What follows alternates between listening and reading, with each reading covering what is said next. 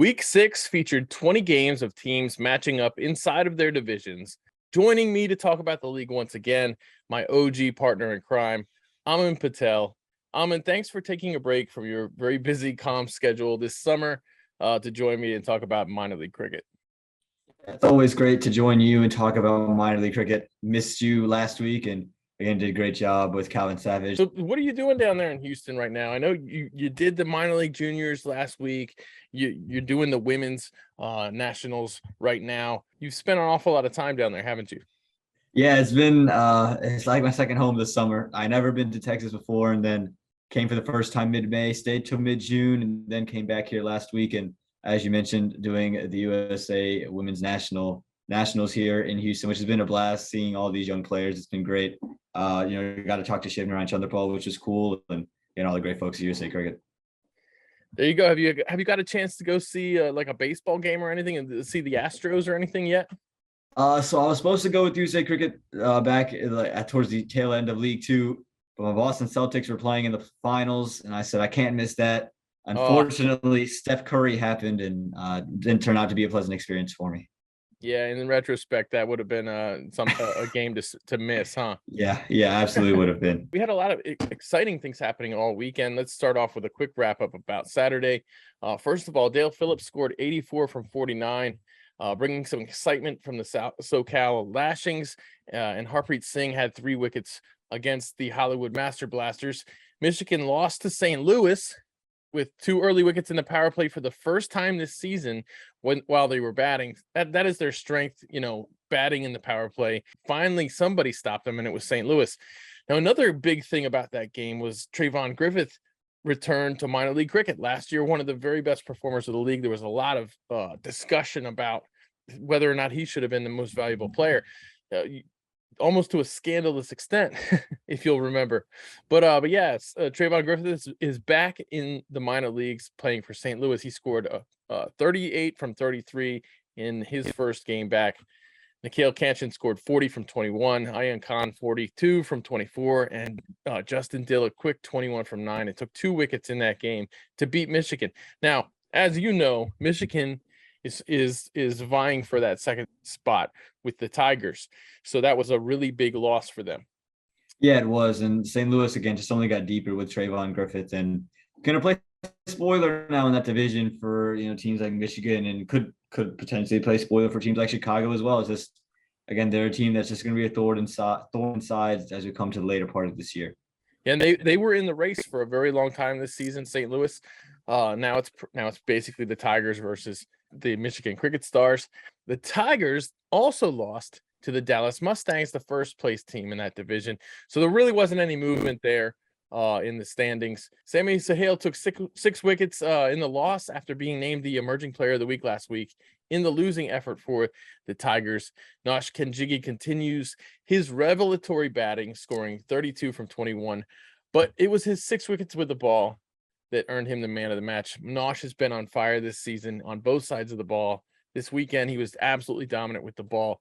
Man, I'll tell you what, if anybody since I've been following USA Cricket, if anybody has earned a spot in the USA T20 team just through their play, just through their domestic play, it's Nosh Kenjigi this year. Yeah, he's been absolutely phenomenal. I mean, with both bat and ball. And again, when he first came and started playing for the USA, it was a number 11 bat. No one really trusted him with the bat. And now we see him playing, PDP's favorite strokes, the reverse sweeps and those uppercuts. And again, that's the least dangerous part of his game, because with the ball, he can do things like we saw this week and take 6 wickets, and very consistent, has all the changeup deliveries. And like you said, this domestic year, there's no one better for the USA to look at and say we need him a part of our T20 side or any side that we have than Nosh Kenjigi. Yeah, with the bat striking at 150 basically every single game, going out there and scoring at that rate like he's a machine. Like he's been programmed to score at 150. I'd love to see him in the USA T20 setup. He's kind of almost been pigeonholed as a one-day player, but with his fielding, with his fitness, with his bowling, and now with his batting, he's just on a whole nother level. There's really not many players in associate cricket right now as hot as he is. Let's move on to the Houston Hurricanes. They chased down the Blasters in just 11.2 overs. Usman Rafiq continues his hot streak, taking 2 wickets, and Ramiz Raja scored 68 from 35. They made really quick work of the Blasters, who have not been a very good team in that division, let's just face it. Another surprising collapse. Golden State Grizzlies fell apart and lost to Silicon Valley Strikers by 10 wickets, and the Strikers chased them down in only 10.3 overs. Saurabh Netravalkar took 4 wickets. Unmukt Chand scored 64 from 35. Rahul Jediwala, this is a very exciting point, returned to his spot, his familiar spot from last year at the top of the order, opening with 33 from 28. And both him and Unmukt ended the game not out. They didn't lose a single wicket in the chase. So what do you make of this? Silicon just picking up where they left off, flexing their muscle a little bit. Again, this is a rivalry game that everyone talks about, right? With Golden State and Silicon last year, that was a semifinal matchup. And, just thinking who's going to best the two sides. And it's been Silicon all the way throughout this season. And again, with Rahu Jediwala coming back into the opening, Silicon saying, look, we have plenty of openers. We can throw anybody into the mix opening the batting, and we're going to find success. I also feel very good for Rahu Jediwala. I met him last week at Prairie View for that minor league youth tournament. And, we were just talking to each other. And, I was wondering, when are you going to get back in the opening? He says, I'm just ready whenever they tell me to be ready. And again, he was ready for that weekend and made the most of it, scored a lot of runs. And again, Silicon just showing their prowess with both bat and ball. And again, Saurabh Netravalkar, we talk about hot streaks. He's on one himself. Right. And they missed Hamid Azam. The Golden State Grizzlies missed Hamid Azam for much of the season. And when he has been there, he hasn't quite had that high average that he had last year. He's still striking pretty well, but not dazzling like he did last year. Certainly hampered by something, I believe. Moving on to Southern California, the Surf Riders beat Hollywood Master Blasters by 3 wickets with 3 balls to spare, and Marty Kane took 4 wickets. So the Master Blasters unfortunately had to lose 2 times on Saturday. DC Hawks beat the New Jersey Somerset Cavaliers. Pronto Ahmed and Sarabjit Latta combined for 7 wickets in the game. Ahmed with 4, Latta with 3. Really looked like a much better team than New Jersey Somerset Cavaliers in that game. I got to see that one in person in Philadelphia. Empire State Titans beat the New England Eagles. Aaman Patel, Slaven Patel, Ariful Haq, and Adobati teamed up to lead the Titans in that victory. Moving on to the South, this is a division that really matters a lot to us as we do commentary in the South. Or hopefully if you ever come back from Houston, we'll continue to do commentary in the South. Atlanta Lightning beat the Atlanta Fire via Duckworth Lewis method. Sagar Patel, Hanchar Hamilton, Jesse Bouton raced the team to victory in the chase in spite of 56 from 36 from Stephen Taylor to get that DL method victory. That makes the South race very interesting. We'll talk more about that because they played again the very next day. The New Jersey Stallions beat the Philadelphians on Saturday. It came down to the very last ball, and we saw our buddy Ray Ramratton scoring 4 to win the game with the scores leveled on the final ball of the game. Liam Plunkett top scored for the Philadelphians with 48 runs from 42 to make it into a game after a lot of early wickets for the Philadelphians, but a hot start from Anthony Bramble was enough for Ray Ramratton and Jesse Singh to drag the team over the line on the final ball. Man, I'll tell you what, we've said it so many times on the show in discussion with ourselves. The Stallions always find a way to win the game. And now they've got Anthony Bramble blasting away at the top of the order. It makes it a lot easier to find someone to win the game when you have wickets in hand and you have a great run rate to start the game, doesn't it? Yeah, I mean, I think that was, if we're looking at little flaws in the Stallions lineup, that might have been the only one where you're saying, who's that power hitter just going to light it up in that power play? And they've got it. Now you let guys like Saite Jamukamala, Dominic Ricky kind of just work the ball around into gaps. And again, for Raymond and Ryan, who can come in at the very end, Jesse Singh, who can come in at the end and just, again, take the balls away and finish it with wickets in hand. Again, that explosive power at the beginning, it just creates a little bit of pressure on that bowling side. And with the bats that they have already in that order, it's just a scary recipe for the Stallions. And they're, again, going to look to be so good coming into the playoff run. Yeah, and Bramble, I saw him in person once again. I was in Philadelphia on Saturday and Sunday. I got to see 4 games. My goodness, that was awesome. Bramble was on fire all weekend. He was just a touch above everybody else. I mean, he was hitting missiles. Mooresville chased down Orlando in 17.5 overs, thanks to a 94-run opening partnership between Lahiru Malantha and Vinith Kumar Kandaswamy, and 3 wickets in the first innings from Aditya Badala. So the Morrisville Raptors absolutely needed that win. The South race is getting tighter and tighter every week. The Raptors have so many games to make up in such a little bit of time. We've talked a lot about the Raptors. We covered the Raptors a lot. It's really important for them to get off to a good start. We saw last year, anytime they didn't get off to a good start, it was just a slugfest. They often lost. So having Lahiru this season, he has really come through for them quite a bit, hasn't he? Yeah, I think again we talked about big hitting up top of the order, and he's someone who does it in all facets, whether it's the aerial route or just shots along the ground. And I think he just frees up the game for guys like Vinod Kandaswamy, who I think is starting to express himself, part of an Atlanta side last year, and then Obis PNR, who I'm sure we'll talk about later because of what he did just a day later. But again, he is able to express himself. Guys like Abiram Bolosetti coming in the backhand, and just all those guys able to come in and just express themselves because of the start. The guys like Lahiru Malanta have gone off to, and they more so had Lahiru for just the last couple of weeks of last season, and now they're just wishing that they would have picked him up a little bit earlier. But they're lucky to have him this year, and he's a big reason for the success they've had. Now they just got to carry that success into the last 2 weeks. You can make a great argument for him being the player of the season for the Raptors for all those reasons you listed. He's played at this point, he's batted just as many innings as he did last year, and he's already put up 101 more runs than he did last year, with 258 runs to his name this season, 36.86 average, and a strike rate of 145.76. This is exactly what the Raptors needed him to do all season, and he's done it. Let's move on to Sunday. For starters, the Mustangs blasted the Blasters away. Sujit Gowda scored 83 runs from 55. Sushant Madani scored 40 from 15 and 2 wickets from Nosh once again in the chase. So Dallas is not slowing down for anybody. They've got that division locked up, first place in that division locked up, but they're not ready to slow down. I'm really interested to see how they do. They seem to have a lot of camaraderie on the team. I've talked to some of the guys on the team, some of the role players on that team. I'm looking forward to seeing if they can make it here in Morrisville for the finals weekend, and we can watch them in person. What are your thoughts there on that team? Yeah, I'd love to see them here in Morrisville, and again, they play on some turf and play on some Astro as well, and to see guys like Ali Sheikh and Nosh and those guys play on some turf and get some turn off for the wicket. And then to see the batting likes of Sushant Madani, Sujit Gowda. I think this is a team that's loaded with stars, but everyone steps up when they need to. Ali Sheikh had 6 catches and had some sensational catches along the boundary. So whenever they need someone to step up and play a big part in that team, no matter which facet it is, someone pulls through. And I think that's the beauty of the Dallas Mustangs.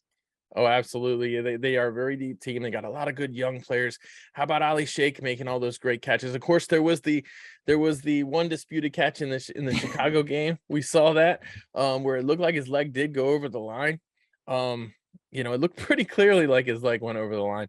That caused a lot of controversy. I actually did text him after that. I said, "Did you touch the line?" He said, "I didn't feel the rope beneath me. I thought my leg was in the air." So even for Ali Sheikh, it's a little bit up in the air at the moment. Well, I mean, he made it. The adrenaline was going on that catch. I mean, he made a stellar catch on that. So I don't think it's unreasonable to in the excitement of the catch, maybe you didn't feel it, or maybe you didn't touch it. I mean, we didn't have it looked a lot like he touched the rope to me, or like it's hard to find a way to explain how he might not have touched the rope, the way his body was positioned. However, he was full of stellar catches all weekend. Still a 2-team race for second place. So let's move on. The Tigers won. Speaking of the Tigers, they won on the last ball. Michigan got their revenge on Sunday with Hollander Das scoring 64 from 49 and Tirth Patel taking 4 wickets as the Cricket Stars took 9 wickets and won by 38. So they make things a little more interesting, and they created a situation there where the Tigers had to win. The Tigers won on the last ball over the Lone Star Athletics. Shayan Jahangir scored 60 from 41 for Lone Star, but Calvin Savage's speedy 45 from 21 was enough to set the table for a final ball victory for the Tigers as they kept pace with Michigan, who had won that day as well. So standings doesn't change there. it might have to come down to net run rate or something.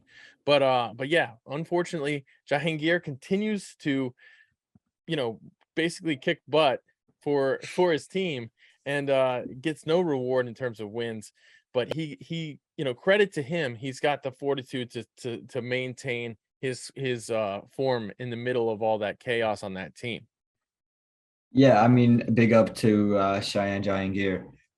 We picked him as the bat for the Central Division when we came out with our, mid-season all-stars, if you will. And again, he's carried that form over. And for Lone Star, again, they look like a good team on paper. Just the things haven't gone their way, haven't quite clicked. And at least if you're Lone Star, you look towards next season. You look at Cheyenne as going to be a guy who's going to be a cornerstone and a staple of your team, a guy who you need to lead your team because he's the one bright spot on a team that, again, just hasn't really clicked in the right direction. Right. And so let's take a look now at that Central Division with the Dallas Mustangs ahead right now, clinching first place. 2 games left for them. They've won 11. They've lost 1. Nobody's going to touch them. They've got a net run rate of 1.4225. Yeah, they're the winners of that division. So we're going to see them play the second place team in the West, vying for second in the Central, as we've talked a lot about, the Chicago Tigers and the Michigan Cricket Stars. The Stars needing to make up ground. They've played 2 fewer games than the Tigers. Tigers, it's basically scoreboard pressure, right? With the Tigers currently ahead on points. We haven't talked about the Houston Hurricanes. They're in third place with 12 points. They only have 2 games to go. They got to make up 4 points in order to have a chance to make the playoffs. You can basically write off the Houston Hurricanes. They've got a 2% chance of making it to the playoffs. The Tigers have a 64% chance right now. This is according to our buddy Tom Nielsen, who I had on last week.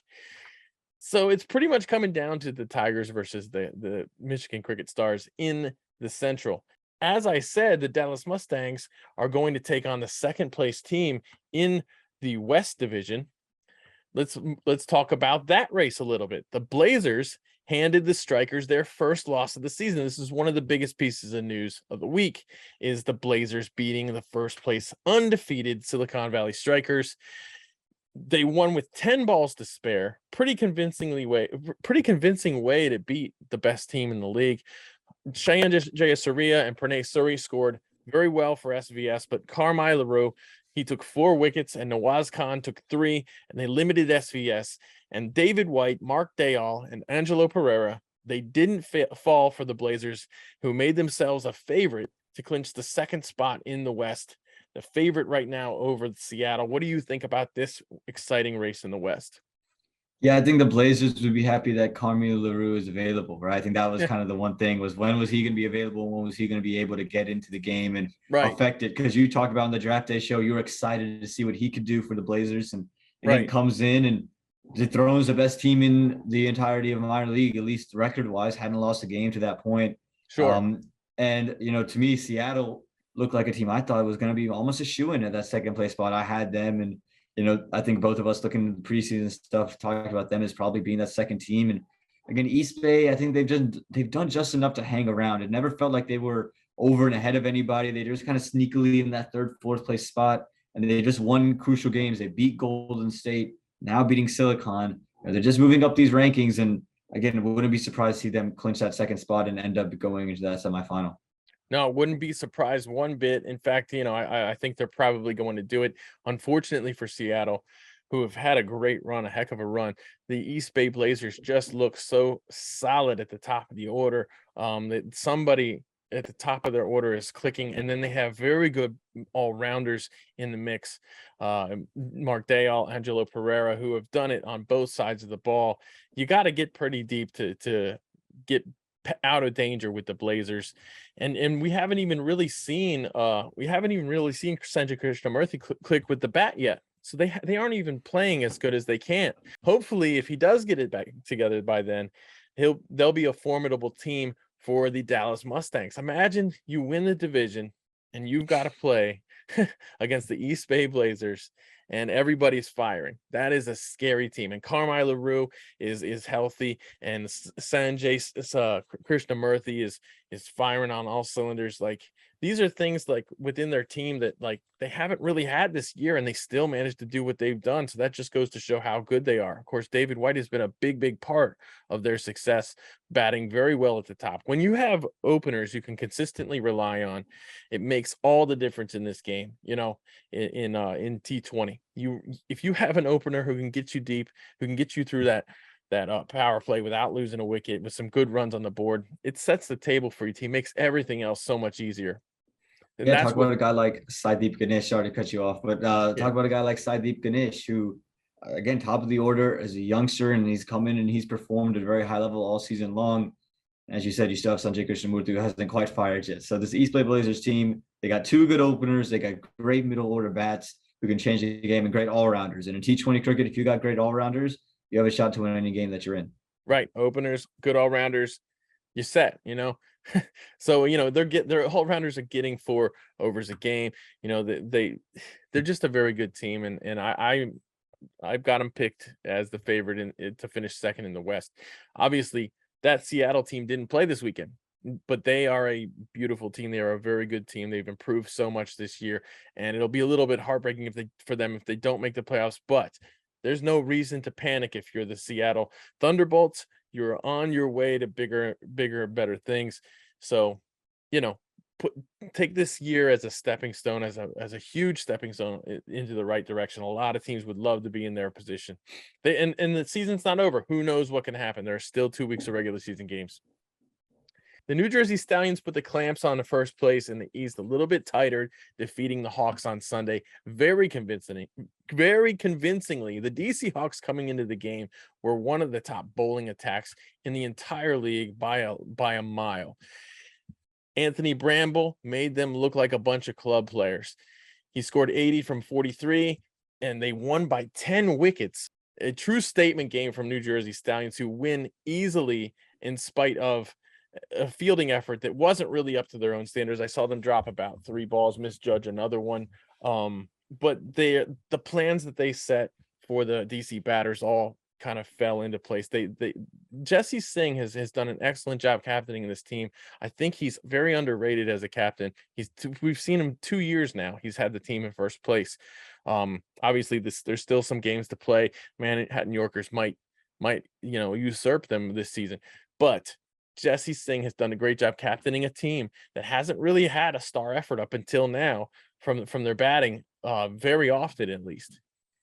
Yeah, again, this New Jersey Stallions team, a great side, and again, just flex their muscle. You talked about the captain of, Jesse Singh. I think it's just, the way he goes about his game, very intense, very animated, and an expressive cricketer. I think that kind of trickles on through the rest of the guys. And, Raymond Ramrattan just always expressing himself anytime he gets an opportunity out there in the middle with bat, ball, in the field, whatever it is. Saiteja Mukamala. I just think Jesse Singh's instilling all these guys with a lot of confidence. And I think once you do that, it's just, some things are going to click, and things have just been clicking for the Stallions for 2 years running. Yeah, not to mention their bowling, so many great bowling options for the team.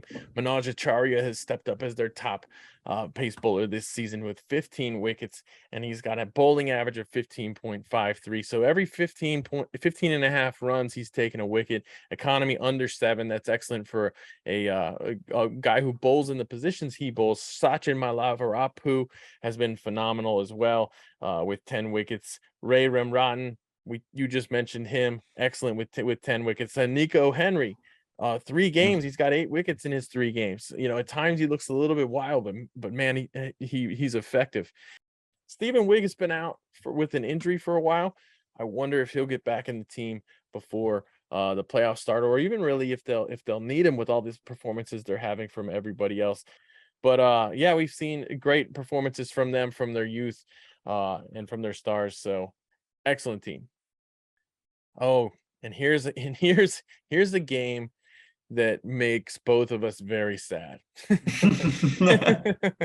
that is Orlando upsetting Morrisville thanks to 53 runs from Rohit Dutchan in spite of 5 wickets from Karthikeya Jagadish. So Karthikeya Jagadish gets great chances in this game, comes up big, and the Raptors still lose. They can't chase a small total. What a disappointing game for the Raptors. You and I both know how much that means to the Raptors. Yeah, again, it's not just that you lose to the Orlando Galaxy. Some teams, things happen right on any given day. It's just in the position in which you lost it in. You're now sitting at third in your division here in the South. And if you win that game, you go to 13. And you know what? You're tied up there with the Atlanta Fire with your run rate possibly being, right there, if not better. And you're vying for that second spot. Now you're just trying to claw back into this division. You Right. called it on draft day. You called it the Atlanta division. You thought at the end of it, we'd see both Atlanta teams. And again, more so, had they beat Orlando and got a clean sweep through this weekend, you're right there, 13 points, and you still have a lot more games to go, right? You still have more games than anybody left. Right. It's just now you're on the outside looking in, you're trying to fight your way back in. I think more so really let themselves down with that loss to Orlando. They absolutely did. It's a shame to see it, but we got to take your hat off to Matthew Comrie, the youngster Yeah. For Orlando. Bhaskar Adepan with 2 wickets. Ruhi Touchin with 2 wickets. I mentioned he scored big or scored well in the game. He only allowed 11 runs in 3.3 overs, obviously taking the last wicket there. But that's a really big missed opportunity. There was even a run out in the game for the Morrisville. So what a shame for them. They could have even put themselves in a really realistic chance to make first place, considering all the Yeah. games they have coming up against the Atlanta teams. They have 5 games against the Atlanta teams and 1 game against Fort Lauderdale. They can't take Yeah. these Florida teams for granted. We've learned that. They've lost now to each of the 2 Florida teams. It's maybe a good thing there isn't a third Florida team this season. So then we got the Empire State Titans defeated the New England Eagles with 5 overs to spare after taking 10 wickets. Arful Hawk continues his dominance with 3 wickets in the game. He's been fantastic in one aspect or another, or both aspects, or all 3 aspects. He's been a great fielder as well for that team. So hats off to him. Atlanta Fire get revenge and beat the Lightning in the return game. Henchard Hamilton and Raheem Cornwell each get a half century for their respective teams, but sadly Mark Parchment's 85 from 51 goes unrewarded with a win for the Lightning. Atlanta Fire coming back big, and you could see on Instagram after that game, the 2 teams seem close to each other. They seem like they're taking away some of the edge here. That's no fun. They're like hanging out with each other. They're taking pictures with each other. 2 teams, 1 city, things like that. So you want to see these guys have a little bit of a rivalry. But let's be honest, they these guys are friends with each other off the field, off the pitch. So it's nice to see that, and let's hope. Let's see what happens. We got a lot of great Southern Division cricket. The Southern Division's just heating up now. Everyone Yeah. else is starting. The pieces are falling in place everywhere else, but in the South, it's just heating up. So we'll see what happens there. Philly lose to Manhattan, as Milan Kumar's 104 isn't enough to put the Yorkers away, and Dinesh Patel answered with 86 runs from 41, and John Campbell blasted 54 from just 22 for Manhattan. Bhaskar Yadram finished with 40 runs from 24 balls, including the winning runs, and a wicket with the ball to add his argument for being the top all-rounder in the entire East. This Manhattan team, man, we've seen them absolutely blow the doors off of teams. We've seen them as the best team in the league in our mind. I've seen them look like the best team in the league, and I've seen them look bad on their on a bad day too. So which one is going to show up? If their team shows up, they can beat anybody. They have such a good deep team. We'll see if John Campbell will be around from here from here forward. I've heard some rumors here that we might have a Christopher Barnwell sighting.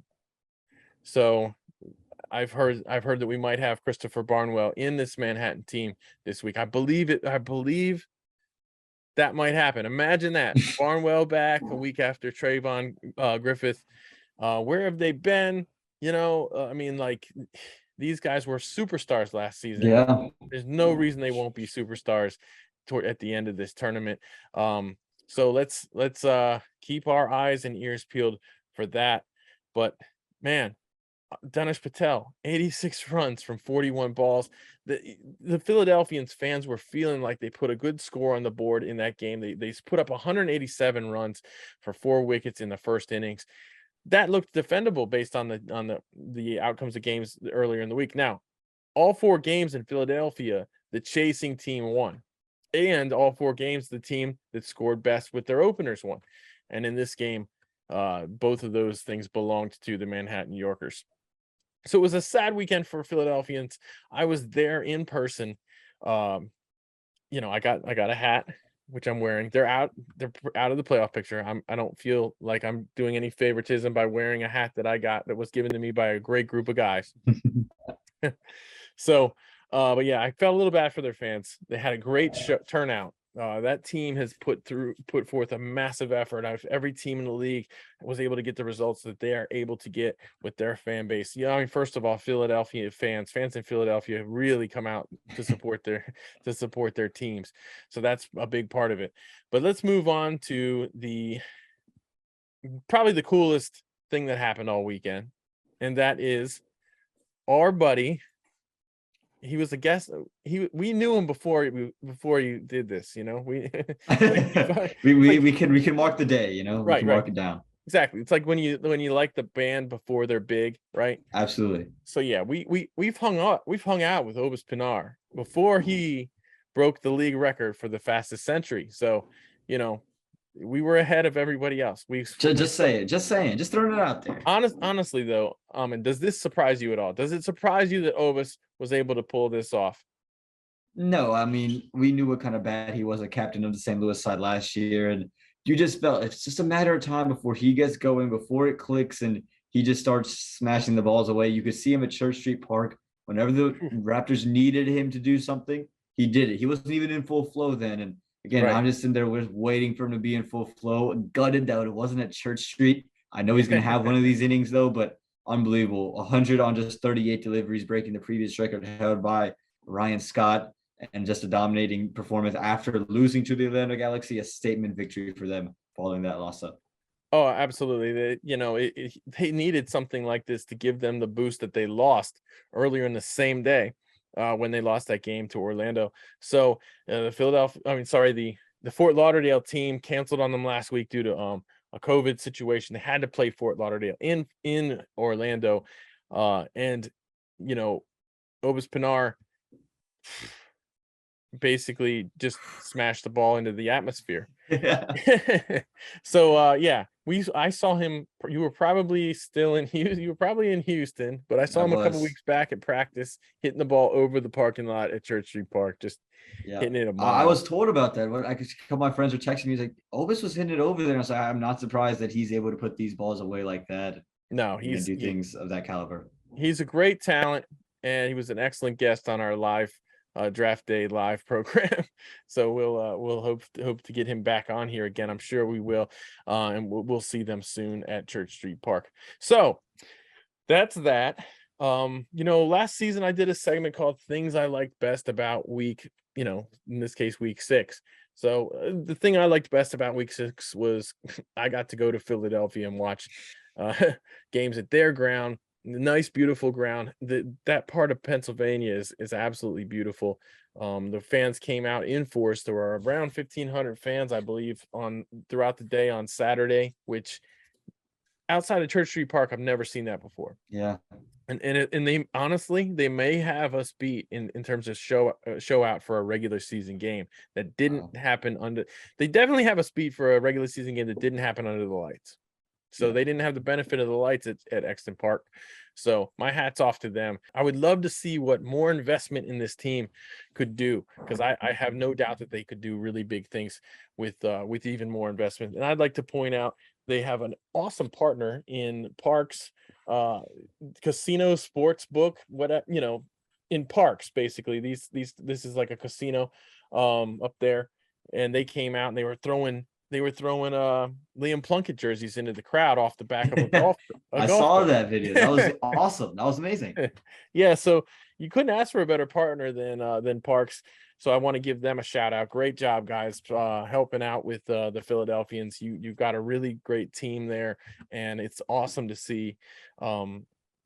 They're sports crazy, so of course they're going to jump into something like this, so I want to say that's my favorite thing of the week 6. What's your favorite thing of week 6? It could be anything. It could be the youth, it could be the women's, it could be whatever you want. Yeah, I loved experiencing that youth championship down there at Prairie View, Texas. Obviously, I loved Obis Pinar's. Since you've already talked about that, so I got to focus on something else. And that minor league youth tournament was great. I think we saw some incredible matches all throughout that week. And day one, the Manhattan Yorkers youth side took on the New Jersey Stallions youth side, and the Stallions hold on by one run there. The sprinklers came on. There was just all craziness going on over there. And then the Stallions ended up winning the whole thing by one wicket, and that was phenomenal. That final against the Dallas Mustangs. So I loved being a part of that minor league youth tournament. Kind of a audible that was called for me being down there, but Right. appreciate my time down there, and I was grateful to be down There you go. You fitting in a football term, of course you are. So there. now why don't we talk a little bit about some of the standout stars from that tournament to you? Which of the youngsters looked great? First of all, I want to give a shout out to Ansh Rai, who Yeah. is absolutely one of my favorite players in the country. I don't care what age group. I love watching this kid play. Got the wicket of Yasser Muhammad. So that was, I talked to Yasser about that actually. I saw him in Philadelphia. So he was he was happy for the kid. But yeah, we both have seen Ansh play. It never looks like he's worried about a thing in the world. Looks like he's always having the best time of his life, like he's playing in his own backyard or something. But I was stoked to see him take the wicket of a USA men's team member that's gonna live on in his it's gonna live on as a highlight for his cricket career until he probably makes, the USA team or something. Yeah, I mean, there was a lot of standouts over there, and it might not be the names you were expecting it to be. One name I think we were all expecting it to be, Ali Sheikh, just dominated bat ball in the field. He was phenomenal, hit us 100 runs and at a 214 strike rate. It was just phenomenal with all the shots he played all over the ground. Thana Fawasi, who was part of the Houston Hurricanes, youth setup, he was able to put balls down the ground, scored 70 from just 30 deliveries. And that, in a game against the St. Louis U team, which was a must win for them to clinch a spot in that semifinal. I mean, he looked phenomenal. Had, I think, the shot of the tournament for me, straight back down the ground, just timed it over the top of mid on for 6 runs. It was really phenomenal, the shots he played. I thought those two with the bat and Ali Sheikh with the ball, I think just really stood out amongst the rest of that youth tournament. Great. And then of course, you have the the women's national championships going on down there in Houston as well at Moose's Stadium. Now, they get to play at Moose. That's excellent. That ground looks excellent right now. It looks like a very good stadium. I'm sure they had a great time. They have changing rooms and all those wonderful amenities at that stadium. I'm sure you've talked to a lot of the girls. How are they feeling right about this week? They're super pumped up and excited about it. I think, even though there's East and West Side, there is a little bit of a rivalry, but they're all just friends out there. It was Suhani Thadani's birthday when we're Ah, recording this today, and after the game, everyone came out and sang Suhani happy birthday, and it was really cool to see the camaraderie that all these young women have, and they're all playing for each other. And I think we've seen some good games too. There was nearly a last ball finish yesterday, a last ball finish with Aditi Jasma hitting 4 and then a single to win the game. And again, it's been some incredible cricket, and I think it's just exciting times for the USA women's pathway. well, that's excellent. I know Suhani it's got to be appreciating all the the birthday wishes she's getting there. I know she's a massive fan of American cricket and a good cricketer in her own right. So who has really stood out to you the most down there? Yeah, I think there's been a lot of names that get thrown around. I think Disha Dhingra has looked really good. And just in terms of the way she plays the balls over cover, I think is really phenomenal. I think, in the women's game and in the men's game in general, it's hard to play into out over cover. And she, plays it in the air with timing and puts it along the ground. I thought she's been really good and really special with what she's been able to do. I think Taranam Chopra as well, who missed out on game one, but since coming in, bowled really well with the off spin. Her first over just went for 2 runs. I think her first 3 overs went for 5 runs and a wicket she took in her first 3 overs. And with the bat, finding ways to score immediately on a wicket that's not easy to score on. I thought those two have really impressed. And then, out west, I think Sohani Tadani's bowled really well. And Sani Vagela, of course, the Vasta Vagela's sister, she's been really good. I just think the bowling has been excellent from everybody. And with the bat again, I think Desha Dinger has been a step above. I did feature Jocelyn also, who was reserved coming into this week, got an opportunity to play, and she's been playing lights out. Awesome. And we had a great announcement recently, a very exciting news for the USA women's setup. They're going to be playing the West Indies in Florida following the India versus West Indies matches that are taking place there. This is really cool, if you ask me. I mean, why not? Why not do this? You're going to have a very well prepared pitch. The stadium's going to be in great shape. May as well give the women the best while it's around. Yeah, absolutely. And, a lot of those women who are going to play there were part of the team that went down for the Rising Star and Sure. ended up winning that tournament and was really phenomenal there. Surprised a lot of people. Those women also be playing in September in that Global T20 qualifier, and then again in January for the inaugural Women's Under-19 World Cup. So really exciting times for USA women's cricket all around. I think it'll be great preparation to play against a quality side like the West Indies.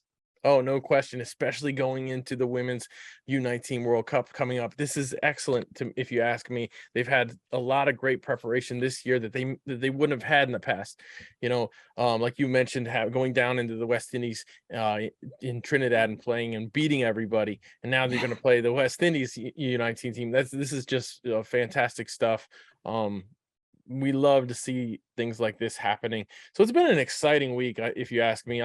Going to see the Philadelphians and going to see what they're doing there to spread the game to newcomers, that impressed me, put wind in my sails. And these great news with the women's team. Today they announced the results of the election for the board. We're still waiting on the announcement of the men's team that's headed off to Scotland already. So hopefully by the time people are watching this, it's been announced. I already know some of the guys because I've bumped into them.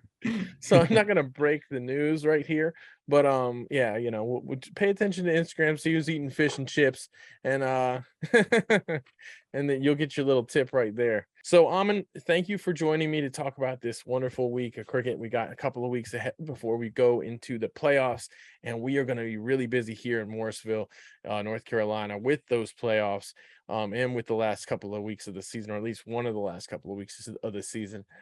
So everybody gear up for even more fun. We're going down the backstretch right now. This is when things really get real. So let's see who makes the playoffs, where they stack up, where they're seated. We already know the first seeds of we already know the first seeds of the divisions on the West. Let's see what happens at divisions on the Atlantic Conference. So thanks again. Join us next time, guys.